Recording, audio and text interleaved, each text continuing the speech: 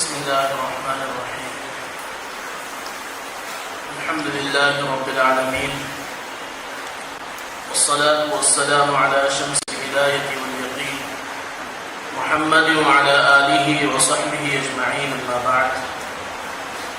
قال الله تبارك وتعالى في كلامه المبارك: أعوذ بالله من الشيطان الرجيم، بسم الله الرحمن الرحيم. صبغة الله ومن أحسن من الله صبغة ونحن له عابدون. صدق الله مولانا العظيم. آل انڈیا مسلم پرسنل لا بورڈ کے سوشل ریفارم کمیٹی اور شاہین اکیڈمی ممبئی کے اشتراک سے فکری اور تہذیبی ارتداد اسباب و حل کے عنوان سے آرگنائز ہونے والے اس اہم ترین پروگرام میں ہم آپ کا شکریہ ادا کرتے ہیں کہ آپ نے ہمیں موقع فراہم کیا اپنی ماؤں سے، بہنوں سے، نوجوان دوستوں سے، بھائیوں سے، والدین سے، پیرنٹس سے گفتگو کرنے کا۔ بطور خاص ہم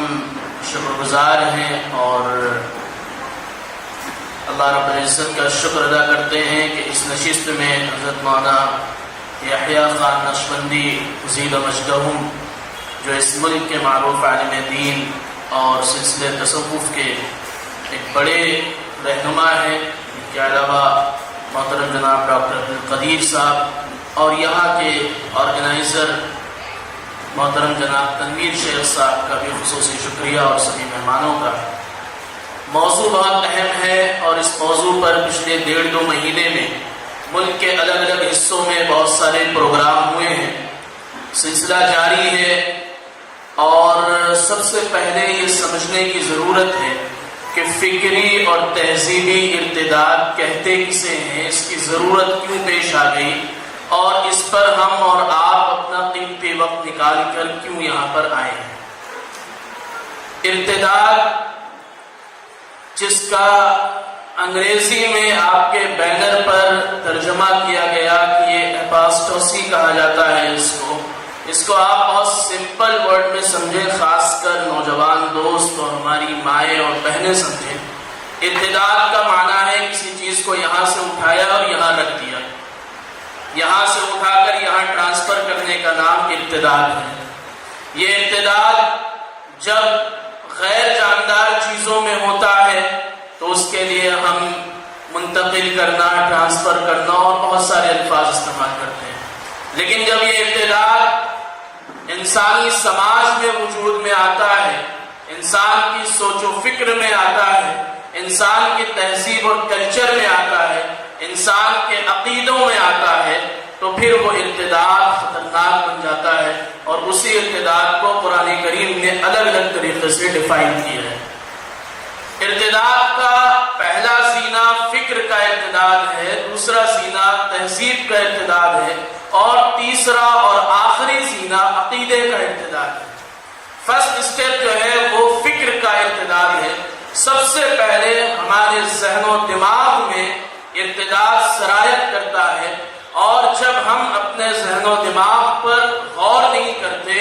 اور اس کا علاج نہیں کرتے تو پھر وہ ہماری تہذیب اور ہمارے تمدن میں ارتداد کی شکل اختیار کرتا ہے، اور پھر جب ہم اس کا بھی علاج نہیں کرتے، اس پر بھی ہم غور و فکر نہیں کرتے، اس کو بھی سنبھالنے اور سدھارنے کی کوشش نہیں کرتے، ریفارم کرنے کی کوشش نہیں کرتے، تو نتیجے میں وہ عقیدے کا ارتداد بن جاتا ہے، جس کے سلسلے میں اسلام کا بہت واضح پیغام ہے کہ جو تم میں سے مرتد ہو کر اس دنیا سے جائے فیمت وہو کافر فاولئک حبطت اعمالهم، تو اس کے سارے اعمال برباد مانے جائیں گے اور اس کا ٹھکانہ جہنم ہوگا۔ اس تفصیل کے بعد ایک بات اور واضح ہونا ضروری ہے کہ سوشل میڈیا کا دور ہے، طرح طرح کے ڈیٹا ہمارے سامنے آتے ہیں اور اس طرح کی باتیں ہوتی ہیں، محسوس ہوتا ہے کہ جیسے مسلمانوں کے یہاں عقیدے کے ارتداد کا بہت بڑا ریشو ہے، لاکھوں بچیاں مرتد ہو رہی ہیں، ہزاروں نوجوان مرتد ہو رہے ہیں، اور ایسا محسوس ہوتا ہے کہ پوری دنیا صرف مسلمانوں کے خلاف سازش کرنے میں لگی ہوئی ہے اور کوئی کام بچا ہی نہیں ہے۔ اس کو کریکٹ کرنے کی ضرورت ہے۔ ہمیں ڈپریشن میں ڈالنے کے لیے، ہمیں پریشر میں ڈالنے کے لیے اس طرح کے ڈیٹا کریٹ کیے جاتے ہیں سماج میں، سوشل میڈیا پر اس کو وائرل کیا جاتا ہے، اور نتیجے میں ہماری مسلم بہنوں کو، ہمارے نوجوانوں کو یہ محسوس ہونے لگتا ہے کہ پورا سماج عقیدے کے ارتداد کا شکار ہے۔ یہ اللہ کا کرم، اس کا احسان ہے اور اس کی توفیق ہے کہ اس ملک میں مسلمان اپنی پوری شناخت، اپنے پورے آئیڈینٹی اور اپنے اسلامی شعائر کے ساتھ پہلے بھی زندہ تھا، آج بھی ہے اور آگے بھی رہیں گے انشاءاللہ۔ اس لیے اس سلسلے میں اپنے ذہن و دماغ کو صاف کر دیجئے کہ عقیدوں کا ارتداد کے واقعات ہو رہے ہیں، لیکن اتنے زیادہ نہیں ہو رہے ہیں کہ ہم ڈپریشن میں چلے جائیں اور بالکل اپنے آپ کو کمزور اور تہوبالا سمجھتے ہوئے ایک سائڈ میں ہو جائیں کہ صاحب تو ہم کچھ نہیں کر سکتے، ساری فرقہ پرست تنظیمیں مل کر ہمیں مرتد بنانے پر تلی ہوئی ہیں۔ دوسری بات، فکر و تہذیب کا ارتداد ہر گھر میں ہے، جس پر ہم بات کرنے کے لیے تیار نہیں ہیں۔ انٹلیکچوئل اپاسٹوسی یا آئیڈیولوجیکل اپاسٹوسی ہر گھر میں ہے۔ جب کسی مسلمان کے ذہن میں یہ بات آئے کہ یہ حجاب اور نقاب ضروری کیوں ہے، ہم بغیر اس نقاب کے بھی تو رہ سکتے ہیں، جب کسی مسلمان کے دماغ میں یہ بات آئے کہ یہ داڑھی کیوں رکھتے ہیں، عجیب و غریب قسم کا آدمی محسوس ہوتا ہے داڑھی رکھ کر، جب اس طریقے کے سوالات آنے لگے تو سمجھ لیجئے کہ فکری ارتداد زینہ کھول کر، اپنے دروازے کھول کر گھر میں داخل ہو چکا ہے۔ جب ہماری مسلم بہنیں اور ہمارے نوجوان ویسٹرن کلچر کو اپنانا، مغربی تہذیب و ثقافت کو اختیار کرنا اپنی ترقی اور اپنی کامیابی کا راستہ سمجھنے لگے تو سمجھ لیجئے کہ تہذیبی ارتداد گھر میں داخل ہو چکا ہے۔ پیرنٹس اس پر توجہ دیں کہ جب ہم اپنے بچوں کو پیدا ہونے کے بعد ان کا اسلامی نام رکھتے ہیں،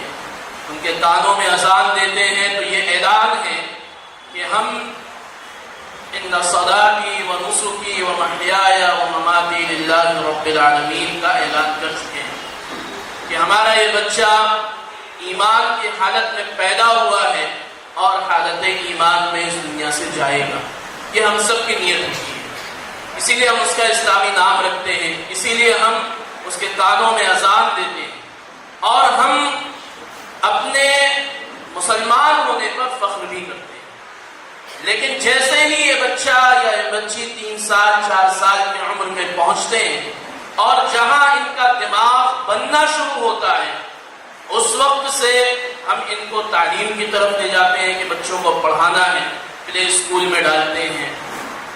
جس دن ہم نے اپنے گھر سے اپنے بچوں کو بیگ تیار کر کے پلے اسکول بھیجنے کا فیصلہ کیا، یہ وہ پہلا دن ہے کہ جس دن ہماری یہ بھی ذمہ داری بنتی ہے کہ ہم اس کی تعلیم کے ساتھ ساتھ اس کی تربیت کا نظم کریں۔ یہاں ہم فیل ہو جاتے ہیں۔ ہم نے 3 سال سے 8 سال 9 سال 10 سال کی عمر تک جو اس کے ذہن کے بننے کا دور تھا، اس پورے دور میں ہم نے اپنے بچوں کو ساری اجازتیں دے رکھی تھی، ہر طرح کے اختیارات دے رکھے تھے۔ ہم نے ان کو موبائل دے رکھا تھا، ہم نے ان کو بے حیائی والے لباس پہننے کی اجازت دے رکھی تھی۔ ہم نے پہلے دن سے ان کو ایسے نظام تعلیم کے حوالے کیا جہاں بچے اور بچیاں ایک ساتھ ایک کلاس میں بیٹھ کر پڑھ رہے ہیں۔ مخلوط نظام تعلیم اور کو ایجوکیشن سیٹ اپ میں ہم نے اپنے بچوں کو بھیجا کہ 12-13 سال کی عمر میں جب نوجوانوں کی فطرت بدلتی ہے، ان کے جنسی خواہشات ابھرتے ہیں، اگر اس وقت سے پہلے ہم نے ان کو مخلوط نظام تعلیم سے نہیں بچایا تو پھر نظام فطرت یہ ہے کہ جب 2 غیر محرم بالغ آپس میں بغیر کسی پردے کے اور حجاب کے ایک ساتھ ٹائم سپینڈ کریں گے، نتیجے میں بے حیائی اور بہت آگے تک جانے کے راستے کھل جائیں گے۔ سب سے پہلا ریزن فکر و تہذیب کے ارتداد کا جو ہے وہ مخلوط نظام تعلیم ہے، وہ کو ایجوکیشن سیٹ اپ ہے۔ آج میں یہ بات کہہ رہا ہوں، 20 سال پہلے بھی یہ بات کہی گئی ہوگی، آج سے 20 سال بعد بھی یہ بات کہی جائے گی، شاہین جیسے ادارے اس خلا کو پر کرنے کی کوشش کر رہے ہیں، لیکن ہمارے پیرنٹس کی یہ ذمہ داری ہے کہ وہ جہاں بھی اپنے بچوں کو بھیج رہے ہیں، یہ سب سے پہلا کام ہے کہ ہم کو ایجوکیشن سیٹ اپ میں اپنے بچوں کو ہرگز نہ ڈالیں۔ تیسری بات، اسی تربیت کے ناحیے سے میری بات سمجھنے کی کوشش کیجئے۔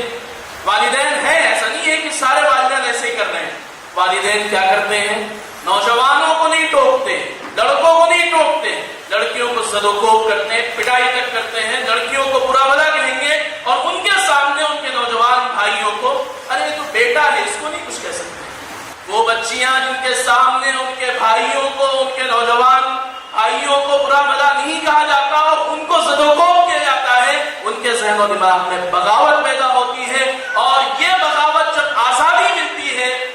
تو فکر و تہذیب کے امتداد کی شکل میں سامنے آتی ہے۔ اس لیے تربیت کے اس زاویے کو، اس میکینزم کو چینج کرنے کی ضرورت ہے۔ جیسے اللہ آپ سے آپ کی بیٹیوں کے بارے میں سوال کریں گے، ویسے ہی اللہ آپ سے آپ کے بیٹوں کے بارے میں بھی سوال کریں گے۔ تیسری اہم ترین بات جو تہذیب اور فکر کے ارتداد کے وجوہات میں اس وقت کا بہت بڑا سبب ہے، وہ ہے بچیوں کا دیر سے رشتہ ہونا، بچیوں کا نکاح دیر سے ہونا۔ جب بچیاں 30 سال اور 35 سال کی عمر تک پہنچ جاتی ہیں، ادھر ہم نے ان کو بہترین تعلیم دی، شاندار تربیت دی، لیکن ان کے نکاح کی دیری کی وجہ سے جب وہ جاب کرنے کے لیے گھر سے باہر نکلتی ہیں یا گھر کے اندر رہ کر موبائل کے چیٹنگ میں مصروف ہوتی ہیں، تو یہ دوسری بڑی وجہ بنتی ہے ان کے ارتداد کے راستے کی طرف لے جانے کی۔ اس لیے والدین کو اس سمت توجہ دینی پڑے گی کہ اپنی بچیوں کا وقت پر نکاح کریں، اور وقت پر نکاح کرنے کے لیے 3 کام کرنے پڑیں گے کہ بچیوں کے نکاح میں جلدی اسی وقت ہو سکتی ہے جب ہمارے ملک اور ہماری ملت کے سبھی ذمہ داران یہ طے کر لیں کہ ہم آسان طریقے سے سادگی کے ساتھ بغیر اسراف اور بے جا فضول خرچی سے بچتے ہوئے نکاح کریں گے۔ اس لیے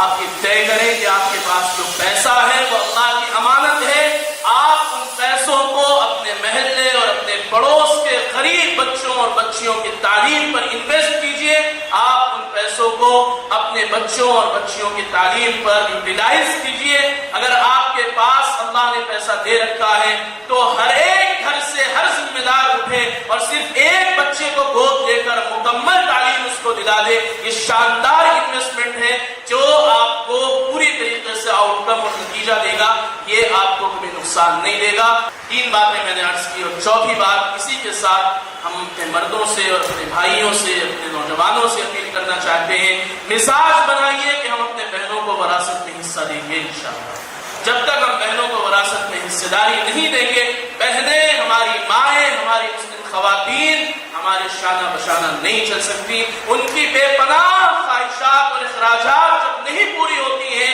ان کو ہم ان کے وراثت میں حصہ داری نہیں دیتے ہیں، تو پھر وہ حرام طریقہ اپنا لیتی ہیں اپنے اخراجات کو پورا کرنے کے لیے، اور یہی فکر و تہذیب کا ارتداد اور بسا اوقات عقیدے کے ارتداد کا ذریعہ بنتا ہے۔ وہ بچے اور بچیاں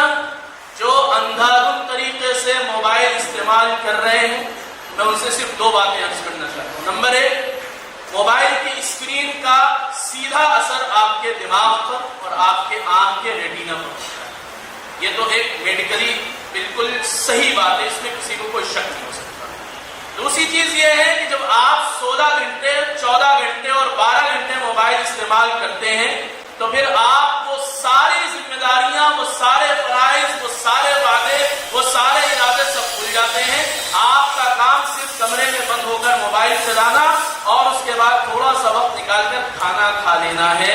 اس سے کہیں زیادہ اچھے انداز میں جانور اپنی ذمہ داری ادا کرتے ہیں۔ اس لیے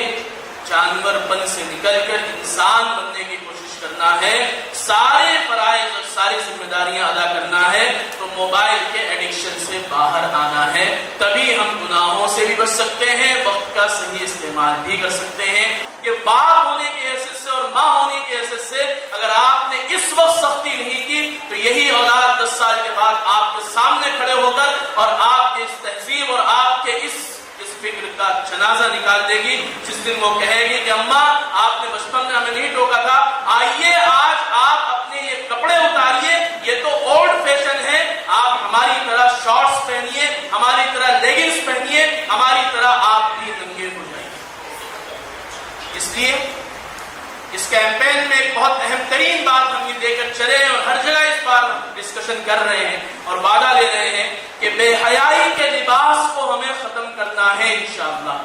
لہٰذا ہاتھ اٹھا کر میرے ساتھ یہ بات آپ وعدہ لیجئے کہ آپ لیگنگز اور شارٹس نہ پہنیں گے نہ کسی کو پہننے دیں گے انشاءاللہ۔ اس کے لیے کون کون تیار ہے؟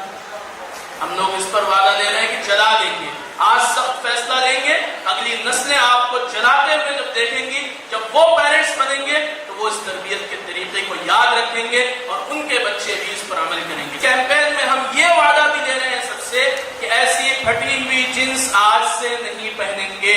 والدین اپنے بچوں کو ٹوکیں، نوجوان خود بھی چھوڑیں اور اپنے آس پاس بھی اس کلچر کو چلائیں۔ وہ جو عجیب و غریب قسم کے ہیئر کٹس چل رہے ہیں، ادھر سے آدمی گھوڑا بنا ہوا ہے، یہاں سے گدھا بن گیا ہے، بہنیں بھی نہیں ٹوکتی اپنے بھائیوں کی کہ بھائی تم گھر کے باہر جا رہے ہو، انسان بن کر جاؤ، جانور بن کے کیوں جا رہے ہو؟ اللہ نے ہم سب کو انسان بنایا ہے، ہمیں اسلام کی عظیم ترین دولت سے نوازا ہے، ہم سب محمد الرسول اللہ صلی اللہ علیہ وسلم کے امتی ہیں، ہمیں اللہ نے مسجدوں سے، مدرسوں سے اپنی شناخت اور اپنی پہچان سے نوازا ہے۔ ہمیں اپنی مسجدوں کو دعوتی، تعلیمی، تربیتی اور فلاحی ادارہ بنا کر اپنی مسجدوں سے ہمیں چیریٹی کا کام شروع کرنا ہوگا، اپنی مسجدوں سے ہمیں محلے کی تربیت اور محلے کے اصلاح کی فکر کرنی ہوگی، اپنی مسجدوں سے ہمیں غیر مسلموں کو جوڑنا ہوگا، اپنی مسجدوں سے ہمیں غیر مسلموں میں کام کرنا ہوگا، ان کو ہمیں اسلام سے قریب لانا ہوگا، انہیں ہمیں بتانا ہوگا کہ مسلمان اپنی مسجدوں کو محلے کی ضروریات کے لیے بھی استعمال کرتے ہیں۔ جب محلے کے غریبوں کے لیے مسجد سے پیسہ جائے گا، محلے کے غریبوں کے علاج کے لیے مسجد والے فائنانس کریں گے، جب محلے کے غریب مزدور بچوں اور بچیوں کی تعلیم کے لیے مسجد سے خرچ کیا جائے گا، تب انقلاب آئے گا انشاءاللہ۔